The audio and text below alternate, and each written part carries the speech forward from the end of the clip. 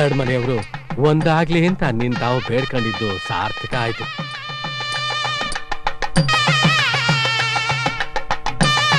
ಆಹಾ, ಏನ್ ನಡ್ಗೆ ನೋಡಕ್ ಎರಡು ಕಣ್ ಸಾಲ್ದು. ನಿಂತ್ಕಪ್ಪ ರಾಜ, ನಿಂತ್ಕ. ಊರವ್ರ ಕಣ್ಣೆಲ್ಲ ನಿನ್ ಮ್ಯಾಗೆ ಬಿದ್ದೋದೆ. ಬೆಟ್ಟ, ನಿನ್ನೊಂದ್ ಮಾತ್ ಕೇಳ್ಬೇಕು ಅಂತೀವ್ನಿ. ಹೆಣ್ ನೋಡೋಕೆ ಅಂತ ಹೊಂಟಿದೀಯಾ? ಇಂದಾದ್ರೂ ಕೂದ್ಲು ತೆಗೆಸ್ಕೊಂಡು.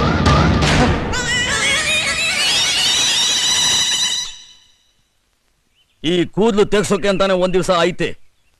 ಆ ದಿವ್ಸ ಬರ್ಲಿ, ಊರಿನ ಮಧ್ಯದಾಗ ತೆಗಿಸ್ತೀನಿ. ನಿಮ್ಮೆಲ್ರಿಗೂ ಒಬ್ಬಟ್ಟಿನ ಊಟ ಹಾಕಿಸ್ತೀನಿ.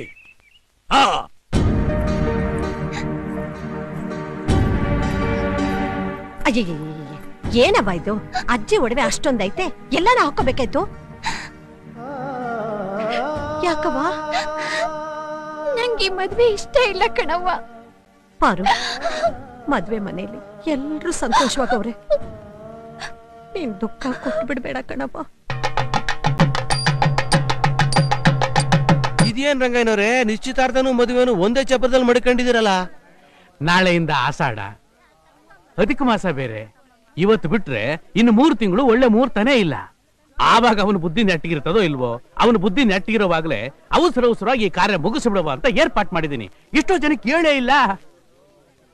ಏನಣ್ಣ ಇಲ್ಲೇ ಮಾತಾಡ್ತಾ ನಿಂತಿದ್ದೀರಾ? ಇನ್ನು ಎಷ್ಟೊಂದು ಶಾಸ್ತ್ರಗಳಿದೆ.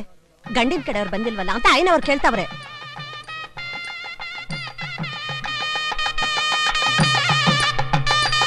ಏ ಸಣ್ಣ, ಮುತ್ತೈದನ್ನು ಬರಳು. ಪೂರ್ಣ ಕುಂಭ ತಗೊಂಡೋಗಿ ಕರ್ಕೊಂಡ್ಬರೋ.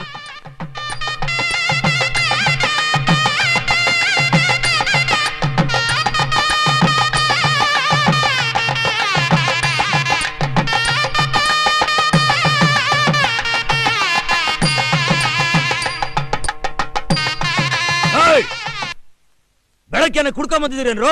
ಹತ್ ಕಡೆ ಯಾಕೆ ಹೋಯ್ತಾ ಇದ್ದೀರಾ?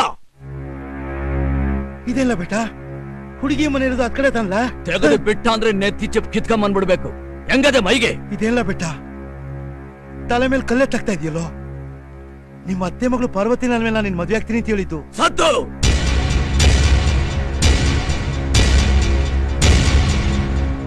ಅವ್ರು ಉಸಿರಾಡದ ಗಾಳಿ ನನ್ನ ಮೈ ಸೋಕಿದ್ರು ನಾ ಸುಟ್ಕೊಂಡ್ಬಿಡ್ತೀನಿ. ಅಂತಾದ್ರಾಗ ಆ ದರಿದ್ರ ಮನೆ ಸಂಬಂಧ ಮಾಡ್ತೀನ ನಾನು?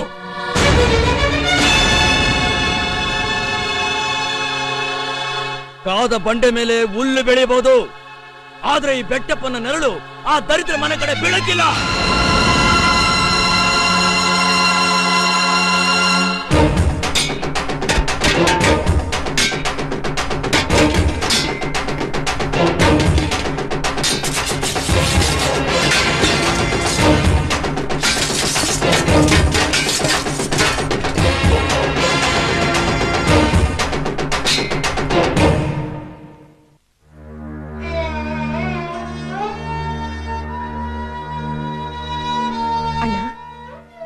ಏನಾಯ್ತು?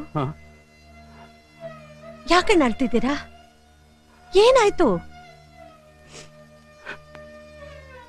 ನನ್ನ ಲೆಕ್ಕಾಚಾರ ಯಾವತ್ತೂ ತಪ್ಪಾಗಿರ್ಲಿಲ್ಲ ಮುತ್ತವ್ವ. ಇವತ್ತು ತಪ್ಪಾಗೋಯ್ತು.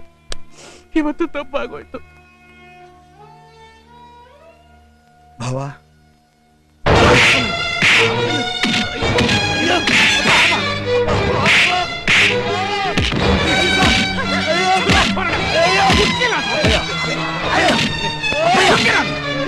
ಏನಾಯ್ತು? ಯಾಕೆ ಅವ್ನು ಹೊಡಿತಾ ಇದ್ದೀರಾ?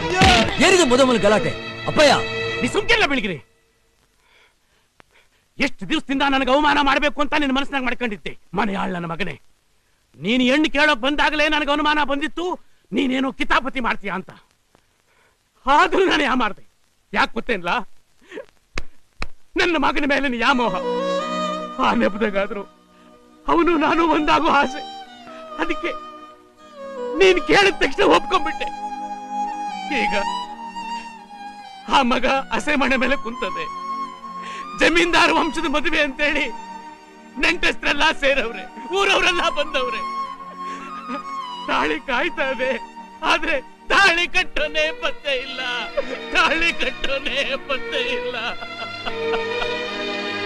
ನಿಂತೋಗೋ ಎಷ್ಟೋ ಮದುವೆ ನಡೆಸ್ಕೊಟ್ಟು ವಂಶ ನಮ್ದು.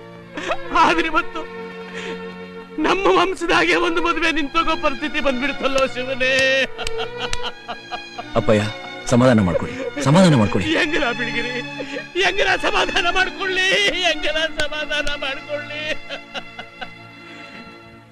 ಲೇ ಕಿರಾತಕ, ಇನ್ನೂ ಇಲ್ಲೇ ನಿಂತಿದ್ಯೇನೋ? ಹೋಗ ಆಚೆ, ಹೊಂಟೋಗು. ಅವನ್ ಮಾಡ ತಪ್ಪಿಗೆ ನನಗ್ ಹೊಡೆದು ಇಷ್ಟೇ ಜನರ ಮುಂದೆ ಅವಮಾನ ಮಾಡ್ದಲ್ಲ, ನಿನ್ನ ಸುಮ್ಕೆ ಬಿಡಕ್ಕಿಲ್ಲ, ನಿನ್ನ ಸುಮ್ಕೆ. ಏನೋ ಮಾಡ್ತೀಯ ನೀನು, ಏನೋ ಮಾಡ್ತೀಯ? ಬೇಡ ಬೇಡ ಮಗ, ಸುಮ್ಕಿರೋ, ಸುಮ್ಕಿರೋ ಬಿಳಿಗಿರಿ.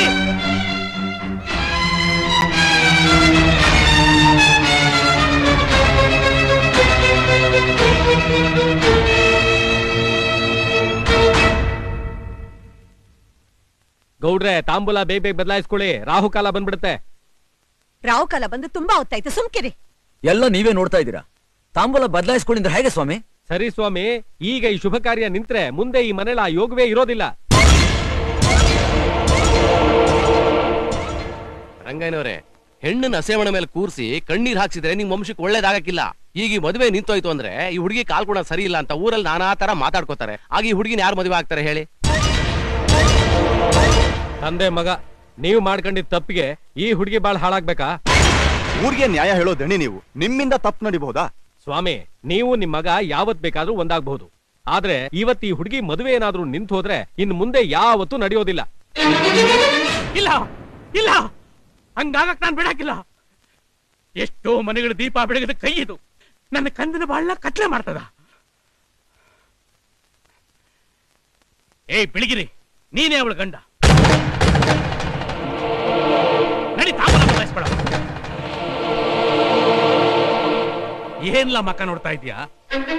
ನಿಂಗೆ ಅಂತ ಹುಟ್ಟಿದ ಅವಳನ್ನ ಬೇರೆಯವನ ಗಂಟ ಹಾಕೊಂಡ್ನಲ್ಲ ನಾನು. ನೀ ಏನು ಮಾತಾಡಬೇಡ. ಅಪ್ಪಯ್ಯ, ಒಂದು ಕಡೆ ನಮ್ಮ ವಂಶದ ಗೌರವ, ಇನ್ನೊಂದು ಕಡೆ ಆ ಮಗಿನ ಮಾನ, ಅವೆಳ್ಳು ಉಳಿಸ್ಬೇಕಾದ್ದು ನಿನ್ನ ಕರ್ತವ್ಯ.